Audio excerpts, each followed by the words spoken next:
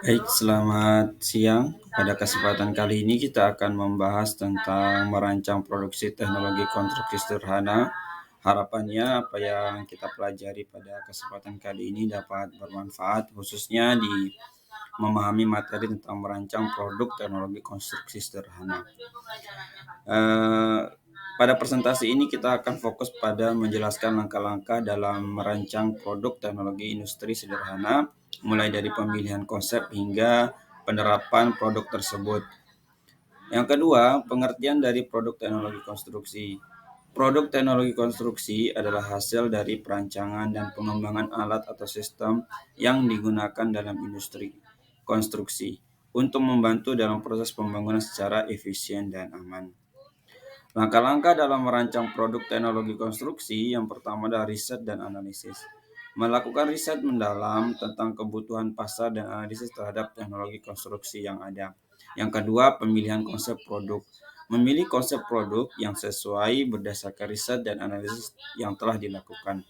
Yang ketiga adalah pengembangan prototipe. Membuat prototipe produk untuk menguji dan mengoptimalkan desain secara fungsi produk tersebut. Yang terakhir adalah uji coba dan evaluasi. Melakukan uji coba terhadap prototipe produk serta mengevaluasi performa dan kendala yang dihadapi. Lalu bagaimana sistem perbaikan dan penyempurnaannya? Yang pertama adalah harus adanya feedback dari pengguna atau konsumen. Mengumpulkan umpan balik atau kritik dan saran dari pengguna untuk memperbaiki dan menyempurnakan produk. Yang kedua adalah eh, literasi desain. Melakukan literasi desain berdasarkan hasil evaluasi dan feedback dari pengguna. Lalu yang ketiga adalah pengujian lanjutan. Melakukan pengujian lanjutan untuk memastikan kehandalan dan keamanan dari sebuah produk tersebut. Lalu bagaimana cara penyebaran dan penerapan produk teknologi konstruksi sederhana?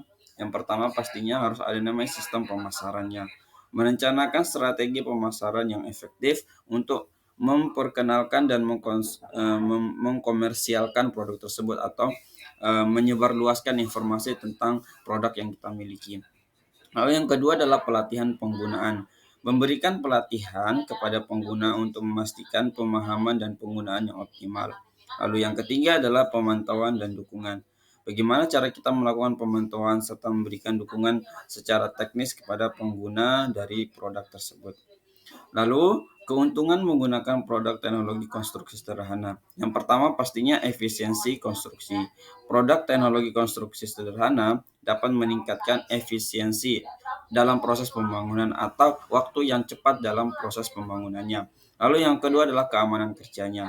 Pastinya produk ini dapat membantu meningkatkan keamanan dan keselamatan kerja di industri konstruksi kita. Lalu yang ketiga adalah produktivitas tinggi. Dengan menggunakan produk ini, produktivitas dalam industri konstruksi dapat ditingkatkan. Lalu ada inovasi dan tren produk teknologi konstruksi. Yang pertama yang kita kenal adalah automasi. Nah, penerapan teknologi otomatisasi dalam proses konstruksi untuk meningkatkan efisiensi atau waktu. Yang kedua adalah green konstruksi. Nah, green konstruksi. Lalu yang kedua adalah green construction. Peningkatan kesadaran akan keberlanjutan mendorong teknologi konstruksi itu ramah dengan lingkungannya. Lalu yang ketiga adalah augmented reality, di mana pemanfaatan augmented reality untuk memvisualisasikan proyek konstruksi sebelum dibangun. Ini merupakan inovasi dan tren produk teknologi konstruksi. Lalu yang terakhir adalah masa depan produksi teknologi konstruksi, di mana yang pertama bahwa teknologi tiga dimensi seperti printing ini yang akan semakin banyak digunakan dalam industri konstruksi untuk pembuatan struktur bangunan. Baru yang kedua namanya artificial intelligence atau AI yang kita kenal sekarang ya. Penerapan kecerdasan buatan dalam manajemen proyek dan mengoptimalisasi desain konstruksi. Lalu yang terakhir adalah Internet of Things atau IoT.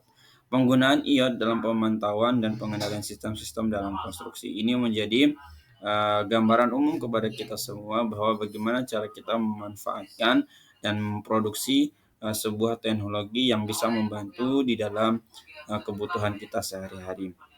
Nah, ini menjadi gambaran penting buat kita bahwa banyak sekali alternatif di dalam bagaimana membantu dalam kegiatan kita akan semakin lebih mudah. Mungkin itu saja yang dapat kami sampaikan di kesempatan kali ini. Kita akan ketemu di kesempatan selanjutnya. Terima kasih.